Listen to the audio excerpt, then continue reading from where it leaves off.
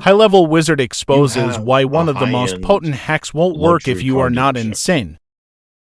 and you sell Lamborghinis, Porsches, Rolls Royce, Mercedes, but there's another place that you want to own and they sell more than you and better cars than you.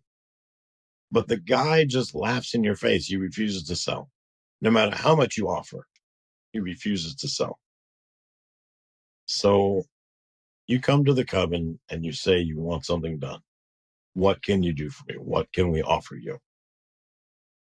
And we tell you, we can give you anything from a frozen glass of water in the freezer, which is like the most basic spell, to the evil eye, which is not, it sounds a very easy, basic spell, but it's not. It's more complex, to potions, elixirs, chants, incantations, all the way up to an abortion, which is a hex. And you're desperate. You've tried everything with this guy. Nothing works. What will happen if, let's say you paid $10 million and you got a hex? What's going to happen? Well, you're going to end up with the business, most likely. We can't guarantee how it will happen. It will happen however the devil wants it to happen. You just have to be okay with, you just made a deal with the devil. If you're okay with that, then we'll hand this off to one of our high wizards and he'll do it. Okay, so there's different levels of spells that a wizard or a high wizard can do. The highest one, which is the most expensive and the most likely to work, is a hex, and that requires an abortion, like you said. Yes. Do you know how this works? How can you do an abortion and have whatever you want to happen? Do you have any idea of how that works, or is that kind of like a mystery? You do.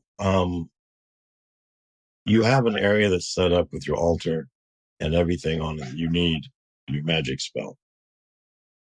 And then you pretty much go in and do most of your magic spell. Then you go do your abortion. And when you do your abortion, you have to get blood on your hands because you need that blood in the hex. Then you go back to your altar and you do your hex. Now, when you're doing magic, basically what you're doing is praying to Satan to attach a demon to somebody. Okay. Every curse is basically the same. But let's say that I send a demon to somebody, and now a single curse is as it implies. The demon goes one time. So he goes one time and that person's in a state of grace. So goes, person's in a state of grace, demon leaves. The curse doesn't there. Hex is a different story. Okay. Let's say I do a tri-curse. In a tri-curse, the demon's going to go 3 times.